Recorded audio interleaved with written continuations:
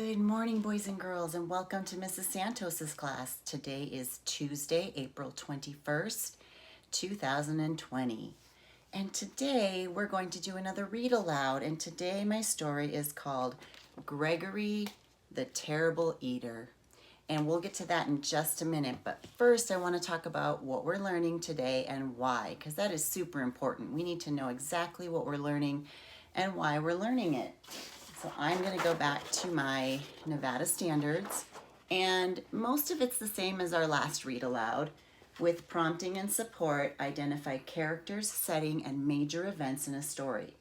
And in kid terms, that means I can tell who the characters are and what the setting is in a story with help.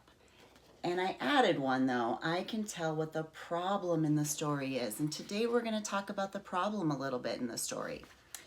And also, with prompting and support, name the author and illustrator of a story and define the role of each in telling the story. So what that means is I can tell the job of both the author and the illustrator in the story.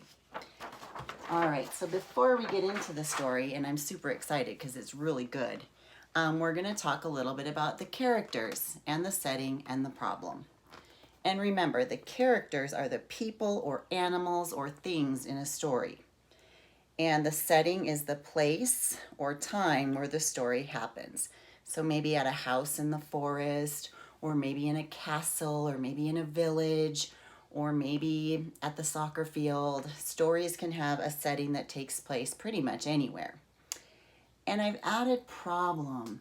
And problem is a difficult situation. So when something's hard, or something goes wrong or bad in the story, and the character, usually the main character, is the one who has the problem or is part of the problem and helps to solve it. So today we're going to be adding the problem into the story. And so I want you to be thinking about that when we're reading. Not only who the characters are and where the story happens, but also what's the problem and what's something that is going wrong. All right, well, I am reading you another story with permission from Scholastic Books. And again, it's called Gregory the Terrible Eater, so that's our title. And by Mitchell Sharmat. So by usually means the person who wrote the words or the author. And illustrated by Jose Orrego and Ariane Dewey. And so we have two people who illustrated the story or drew the pictures. So again, we have our title, our author, and our illustrators. And I want you to just take a minute and think about who might be a character in the story. You can whisper it to someone next to you, or you can whisper it into your hand. But who do you think might be a character in this story?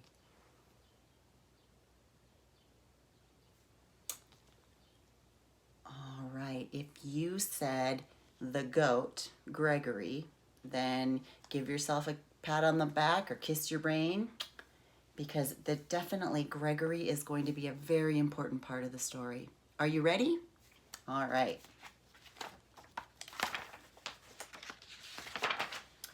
Once there was a goat named Gregory.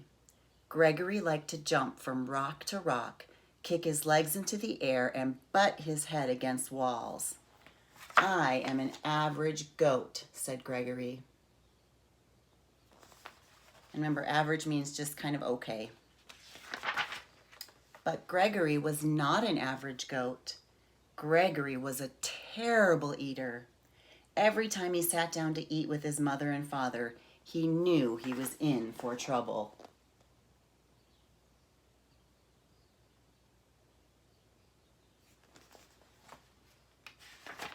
I wonder why he's in for trouble.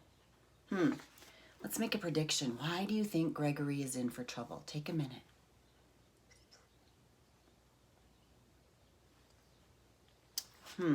Well, I'm thinking it said that he was a terrible eater. So I wonder if his mom and dad get mad at him because he's a terrible eater.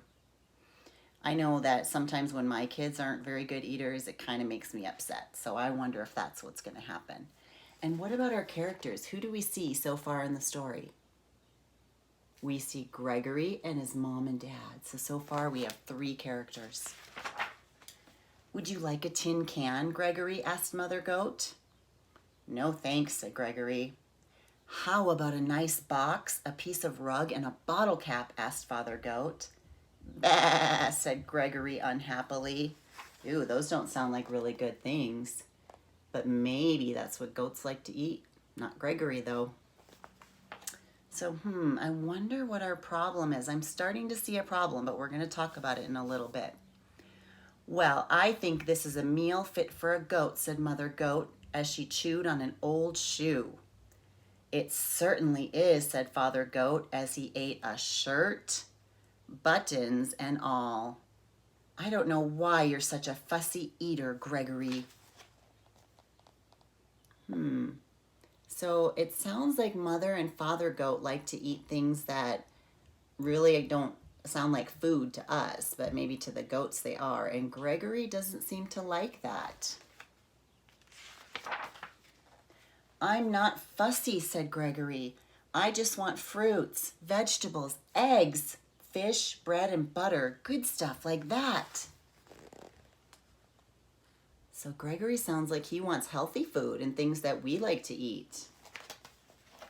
Mother Goat stopped eating the shoe. Now, what kind of food is that, Gregory? She said. It's what I like, said Gregory. It's revolting, said Father Goat. He wiped his mouth with his napkin.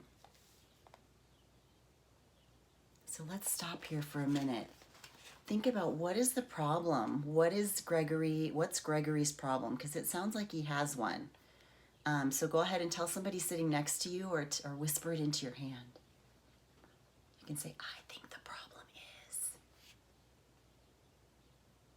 Okay, well, I think the problem is that he wants to eat the foods that he likes and things that are healthy, and his mom and dad don't agree with him. And so I think that's kind of a problem because they don't see that he really is a good eater, but they want him to eat what they're eating. Let's find out. After Gregory was excused from the table, Father Goat said, Gregory is such a terrible eater. I wonder what's wrong with him, said Mother Goat. Mother and Father Goat ate their evening newspaper in silence. So they're eating newspaper. And there's Gregory. He's dreaming about the kind of food that he would like to eat.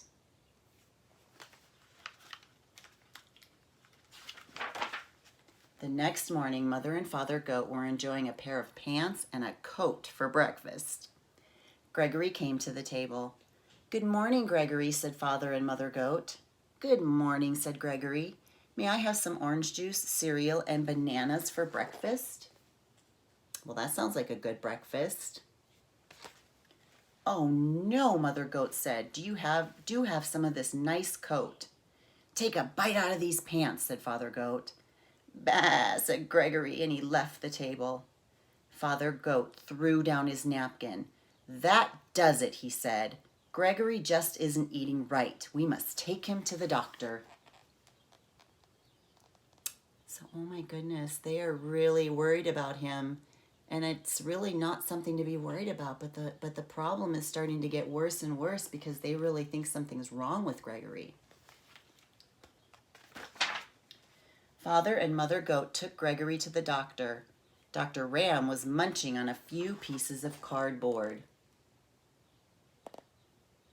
So I wonder if the doctor's going to agree with the Mother and the Father Goat or with Gregory. Let's find out. What seems to be the trouble? He asked. Gregory is a terrible eater, said Mother Goat. We've offered him the best. Shoes, boxes, magazines, tin cans, coats, pants. But all he wants is fruits, vegetables, eggs, fish, orange juice, and other horrible things. What do you have to say about all of this, Gregory? Asked Dr. Ram. I want what I like, said Gregory. So, Gregory wants what he likes. And we have to think about if that's a problem or not. It might not be a problem for Gregory, but it seems to be a problem for his mother and father. Makes sense, said Dr. Ram. He turned to Mother and Father Goat. I've treated picky eaters before, he said. They have to develop a taste for good food slowly. Try giving Gregory one new food each day until he eats everything. So now we have 4 characters. We have Mother and Father and Dr. Ram and Gregory. And we'll talk about the setting at the end. But, do you think it's going to work? Do you think giving him one good thing every day is going to work? I don't know. Let's see. That night for dinner, Mother Goat gave Gregory spaghetti and a shoelace and tomato sauce. Not bad, said Gregory. The next day, she gave him string beans and a rubber heel cut into small pieces. The meal was good and rubbery, said Gregory. So she's kind of doing a little bit of both of what her and Father Goat like to eat, but also what Gregory likes to eat. That might be a great way to solve the problem. The day after that, Mother Goat said, "We have your favorite today, vegetable soup. But there is one condition. You also have to eat the can." "Okay," said Gregory. "What's for dessert?" "Ice cream," said Father Goat, "but you have to eat the box too." "Yummy," said Gregory. "I'm proud of you," said Father Goat. "You're beginning to eat like a goat." "I'm learning to like everything," said Gregory.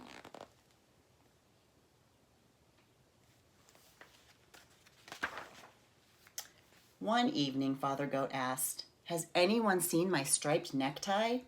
"Not since breakfast," said Mother Goat. "Come to think of it, I haven't seen my sewing basket today. I left it in the living room after supper last night." Father Goat turned to Gregory. "Gregory, have you been eating between meals?" "Yes," said Gregory. "I can't help it. Now I like everything." "Well," said Mother Goat, "it's all right to eat like a goat, but you shouldn't eat like a pig." "Oh," said Gregory.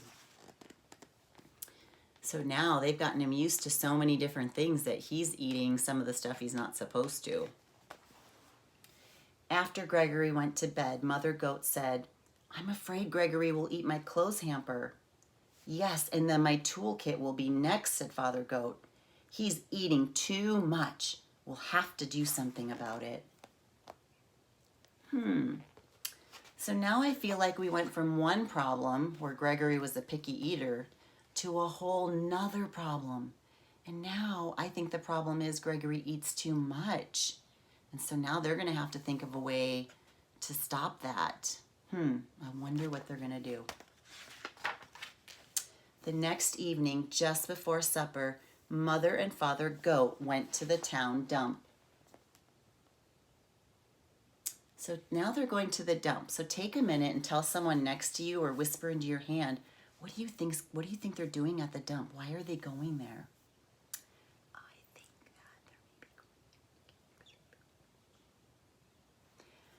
I think that maybe they're going there to get extra food for Gregory, but let's find out.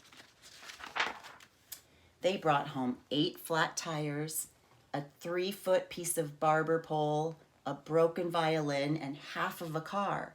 They piled everything into Gregory's sandbox. When Gregory came home for supper, he said, "What's all that stuff in the yard?" "Your supper," said Father Goat. "It all looks good," said Gregory. So it looks like they did get him some extra food. Gregory ate the tires and the violin. Then he slowly ate the barber pole. But when he started it on the car, he said, "I've got a stomach ache. I have to lie down." I think maybe he's eating too much. Gregory went to his room. "I think Gregory ate too much junk," said Father Goat. "Let's hope so," said Mother Goat. I wonder why she hopes so. I wonder why she would want him to eat too much. All night, Gregory tossed and twisted and moaned and groaned. Sounds like he has a really bad stomach ache. The next morning, he went down for breakfast. "What would you like for breakfast today, Gregory?" asked Father Goat. "Scrambled eggs and 2 pieces of waxed paper and a glass of orange juice," said Gregory. That sounds just about right, said Mother Goat.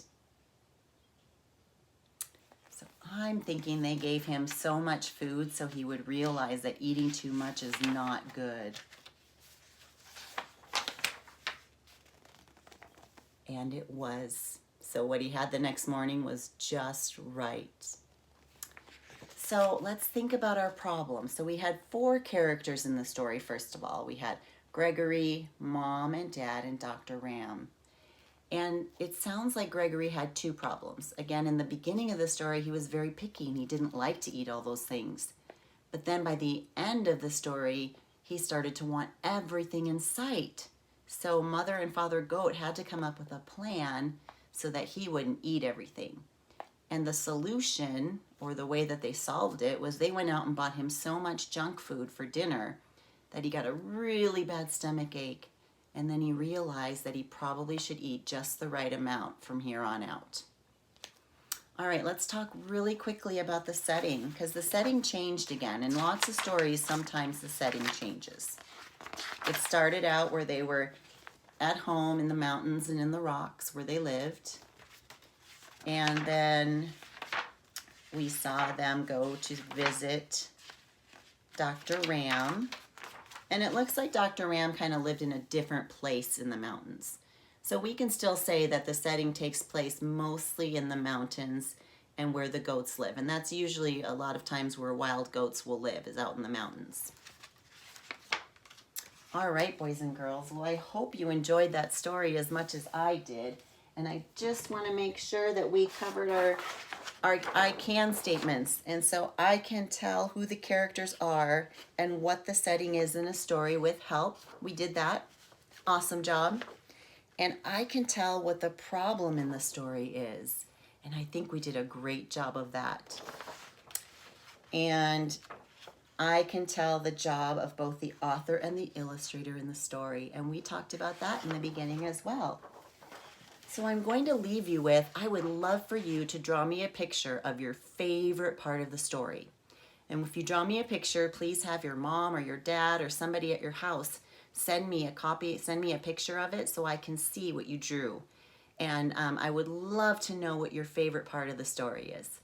All right, boys and girls, thanks for joining me, and I will see you tomorrow. Bye.